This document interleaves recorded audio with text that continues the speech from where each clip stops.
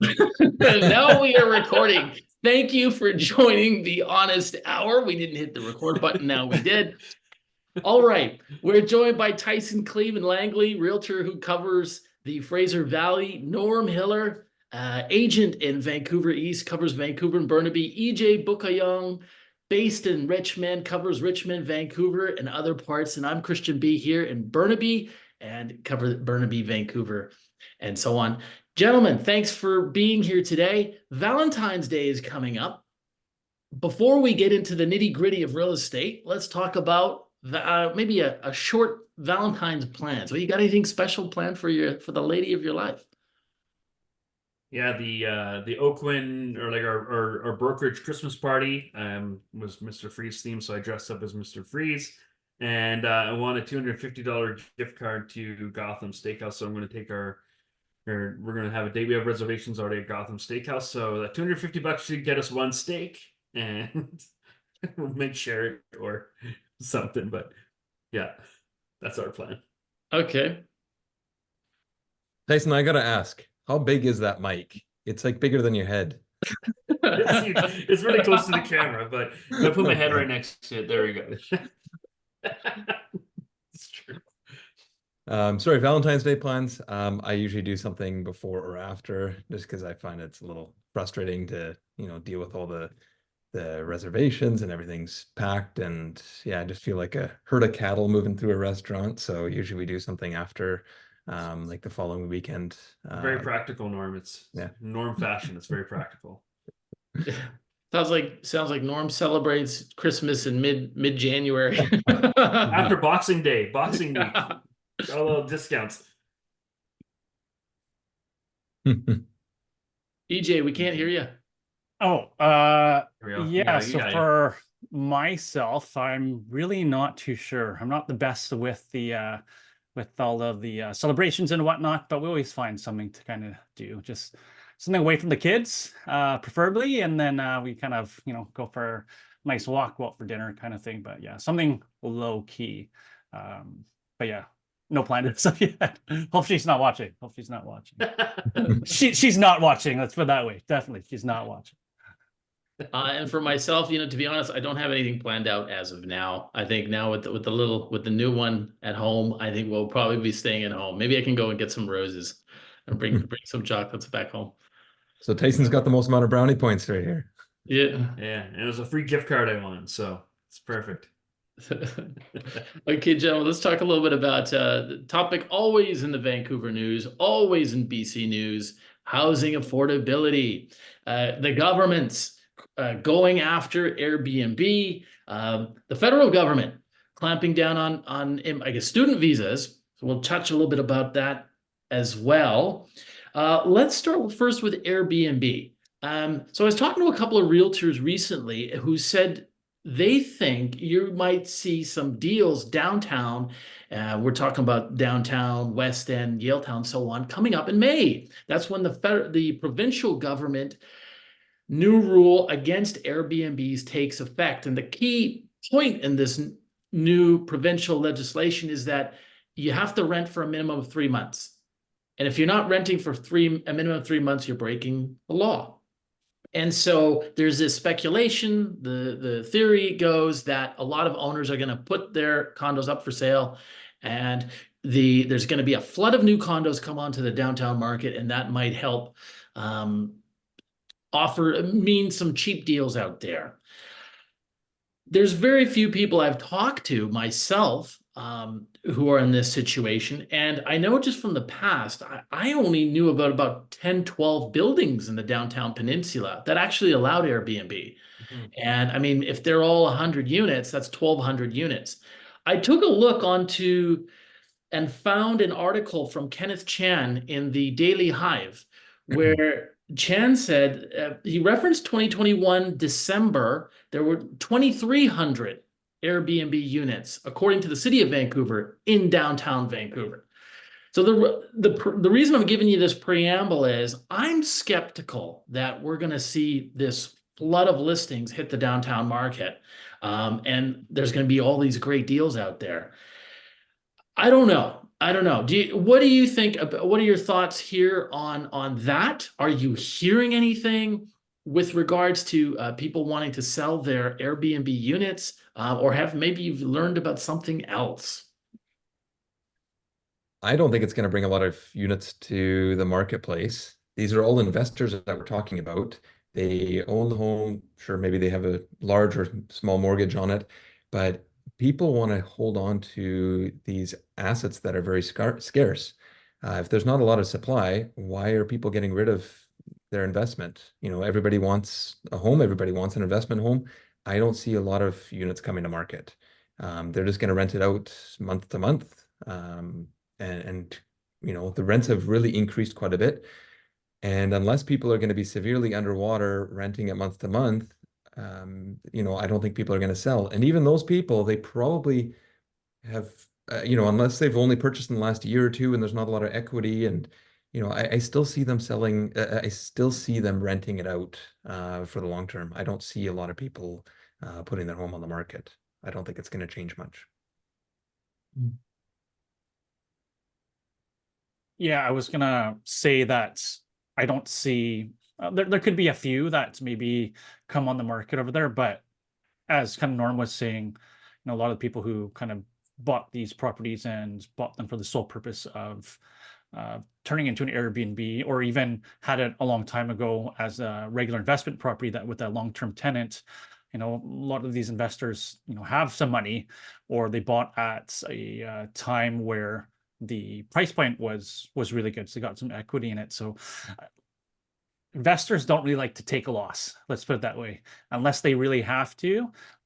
They're more than happy to kind of think outside the box and try to make the numbers work, as we kind of have seen this past year and a half, 2 years or so, where it has kind of slowed down a bit for real estate. We've also noticed how resilient this market is. So I feel like these investors know that real estate is still a good long-term play.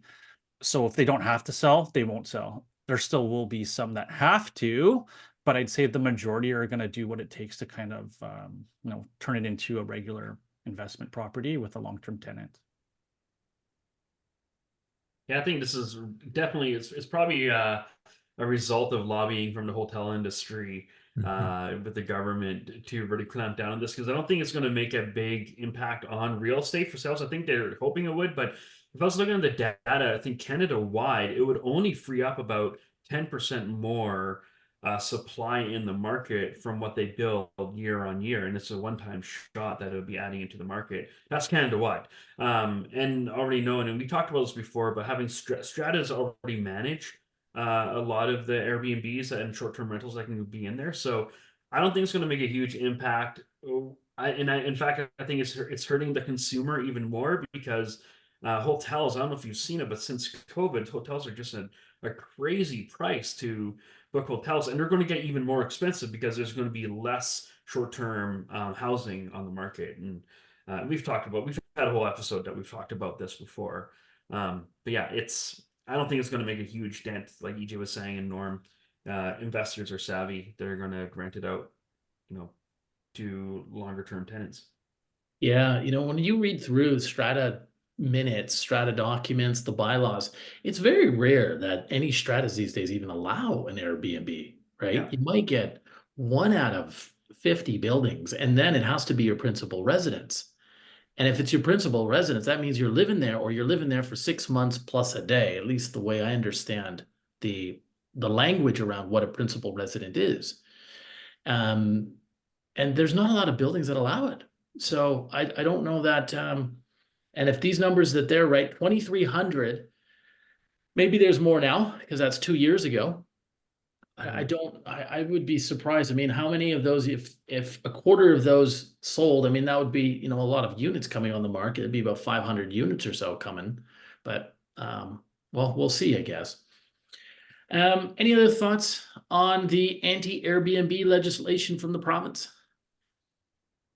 Well, I wonder how it's going to affect places like Kelowna or like the Okanagan, because I know Kelowna is really clamping down hard on Airbnbs right now. But I know when my wife and I went there, it was hard to find places. But that's a resort area. That place thrives, and I know a lot of people who have Airbnbs up there. how is that going to affect them? So it's going to be interesting to see how this all shakes out and what it does for short-term accommodations.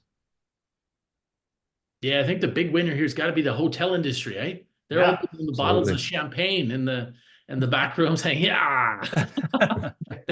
They just wiped out with one stroke of the pen. Yeah. The province just wiped out 17,000 short-term rentals. Most of them, I guess 80% of those are Airbnbs.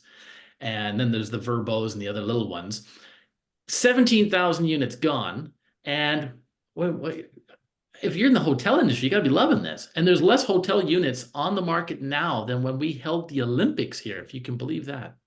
Mhm. Yeah, Yeah. Yeah. crazy. Okay. Okay. That's a little bit not the best news. Brighter news. Federal government caps the number of student visas that are available. It all seems to be about capping and limiting these days. And now in my reading, what I came across is that they capped the there were 900,000 student visas or visas of different types in 2023, up from the 800,000 in 2022. And I guess this is all categories of different types of student visas and so on. And the federal government wants to cap that because they think this is causing the increase in the housing unaffordability. Rents are going up because of this, more competition for rooms, for apartments, and so on. Our population is expected to grow from 5.5 million today to 7.9 million people by mid-century, which is a huge increase in the population. We're obviously not building enough homes to keep up with the demand. Thoughts? Do you see let me ask you this question. What percentage of your clientele do you find are new to Canada? Great question. Not many in our part, but we're in Fraser Valley. It's a little bit different, but I haven't found many new to Canada buyers. No. Yeah, No. I'm the same. It's very, very few. I'd say maybe 5% thereabouts. But new to Canada. And when I mean new to Canada, I mean they could be, immigrants. They have their permanent residency status, and they're pulling the trigger on something. Yeah. I find everybody that I'm working with, they all wait till they get their permanent resident status. Nobody's paying the foreign buyer tax. I think very few. I was on the listing end when did it sell? I think it sold in December. And they actually paid the foreign buyer tax. But I was on the listing end. This was the buyer that we're talking about. So very rare. But again, that's what I was told. I don't know. I don't know what actually happened. I wasn't representing them. Right. Okay. Okay. I find, and maybe it's the way I phrased the question, but I find that like from newcomers to Canada, and once they have their PR status, I would say it's probably at least half of my client base are PRs. It's been a lot, especially a lot of people from India in the tech sector. I've had great experiences. So Mhm. Tyson. Yeah, well, yeah, and I think that you find that more in your regions in the Fraser Valley. There's not a lot of that kind of work that we have. We're more families and that kind of stuff, and kind of the clientele that we're working with aren't typically foreign buyers or whatnot, or families from other countries that we're finding around here. But now, just to circle back on this, are we talking about student visas at this point? Yes. Because from what I understand, like when I was reading it too, like Christian, what you're saying is what the government's want to do and what they're proposing is capping international student visas of 364,000 across Canada, which is, they said, is a 35% reduction from the student, I think, but I think that's undergraduate level. So these are like the universities that you find in your strip malls, and all over, because apparently put together an undergrad degree is relatively simple in the educational world, where they can bring people in and they get a degree here in something, and they can get a student visa for that. And there was a lot of quote unquote institutions that were exploiting this. I think mainly in Toronto areas, from what I was hearing, where they're saying it's going to make a big impact. But this cap will not apply to the following. It doesn't apply to students at graduate level, so like master's or doctorate level studies, which is good because that makes sense because they're actually a profession that's actually doing something in our hospitals or schools. Study permits for elementary and secondary school levels. So for kids who are coming from abroad to study here, who are minors, it doesn't affect those visas. And then those looking to extend their current visa. So if you're in the country and you have a student visa, you can extend it without penalty on that. Yeah, what was quoted when they made this announcement a couple weeks ago was that some provinces will see a significant reduction in visas, whereas some, like some prairie provinces and other ones, may see an increase in visas granted to them because they're kind of balancing it out across the whole country in that way. So it'll be interesting to see how this shakes out, but I think it's a good move. Okay, well said. Well said. You're on your numbers there, Tyson. So anything I've written out is I'm done. That's it. Gentlemen, pre-sales, a little bit of a quiet topic these days, but what do you think of pre-sales? Is pre-sales a good buy right now? For pre-sales, I think it just really depends on the buyer, basically. So before the pricing, I'd say maybe 3, 4, 5 years ago or whatnot, it kind of made a lot of sense based on the values, right? You can put 20% down. You're like, oh, if I buy this place, based on the rent, it covers most of the mortgage or slightly under. But now the numbers don't make a lot of sense, especially for investors. So it really depends. I had a client who bought last year who bought a pre-sale, and their goal was, hey, we own a house, we're planning to downsize in 4 or 5 years. This is a great place for a great time to get a pre-sale, because 4 or 5 years down the line, when it's ready, they're able to sell their place. And at that time with the developer, there were some pretty good incentives. And back in the day when pricing was a lot better, those incentives kind of meant a lot, and they still kind of do. But yeah, it just really depends. I think it was in 2019, I had 9 investors buy into a pre-sale because I thought it was a good deal and based on what it could rent for, and it did really well. But looking fast forward to where we are now, it's very challenging to find a pre-sale that makes sense for a lot of investors. And pre-sales tend to actually cater to a lot of investors as well. So it just depends. If you got deep pockets and you just want to get into something, don't want to deal with the tenant for 3 or 4 years, there still could be some potential there for the future appreciation in 3 or 4 years.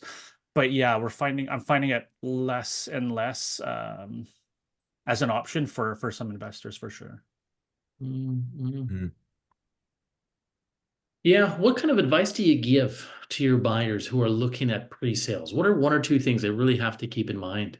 Only buy one if you can close on it. Like, I think there's a lot of people speculating, going, "Oh, the price is going to go up," and I'll assign the pre-sale to a buyer then, because the market will go up. And then what we found in this last year is a lot of people were actually having to walk away from their pre-sale because they could not close on it because interest rates were up higher, and they could not have the ability to close on it because they didn't make enough and they didn't have the intent to do that, which is highly risky. And so there's some volatility that comes with pre-sales, especially right now. Like, I know here in Langley, we just had a big project, 87 units that went in defaulted.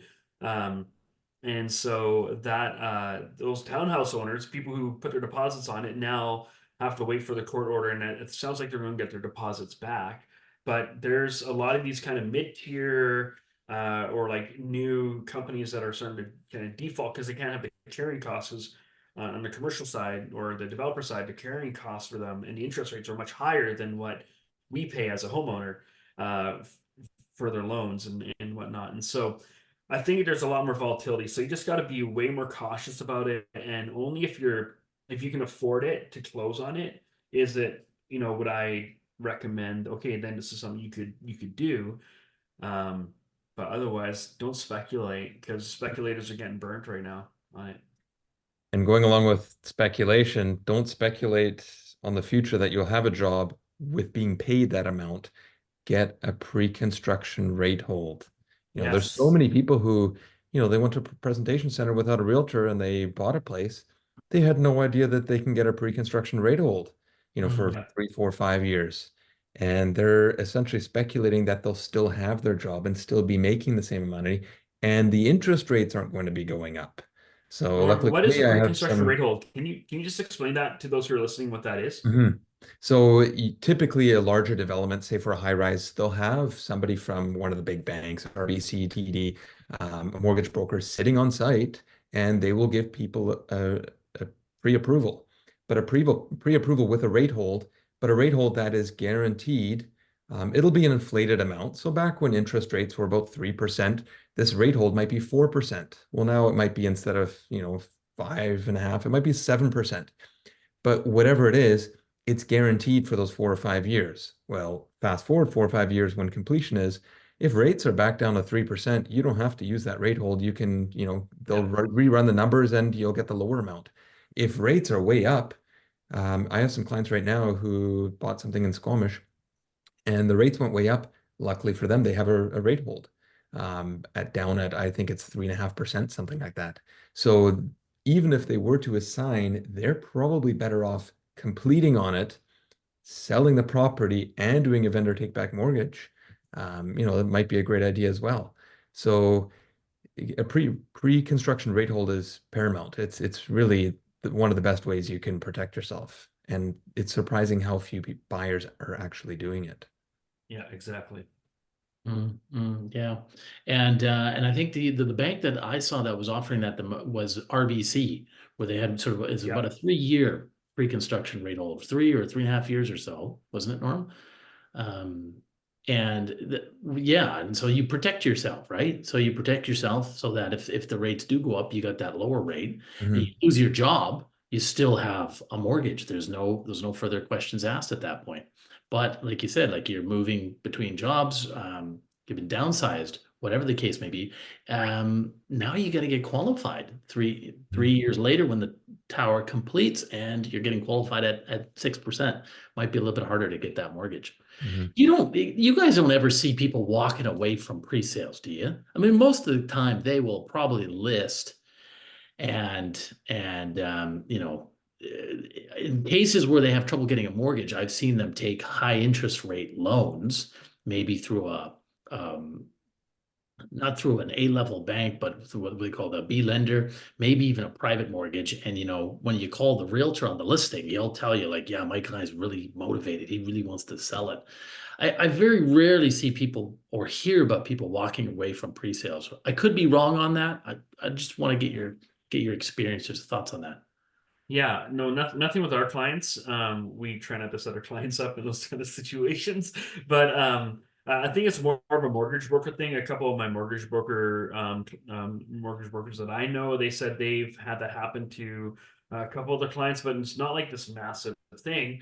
But you do hear about it happening every now and then, but it's not on a mass scale that I've heard of. I haven't heard of it. I think if people are close to it, they should run the numbers. I mean, do you assign it? Do you approach the developer and say, look, I'm not going to be able to complete, how much cash is it going to take for this to go away, and you guys resell it to somebody else, right? I mean, not to say that couldn't be an option, because I mean, by the time you assign it, I mean, all the fees add up, you're probably even further in the hole.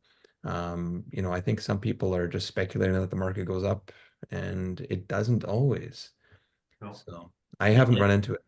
It seems like if you're buying a pre-sale, just with the hopes that the thing will go up in price, and you're not able to complete on it, it's kind of like jumping out of an airplane without packing your own parachute or checking. You'll catch one midway down, right? Yeah. It's like taking your RSPs, going down to Vegas and putting it all on red and hoping for the best. I mean, it's speculating. It's very risky. Absolutely. Okay, guys, thanks for joining us, and to the viewers joining us, hopefully you got some value out of the program as well. Thanks for joining us, and happy Valentine's Day to you.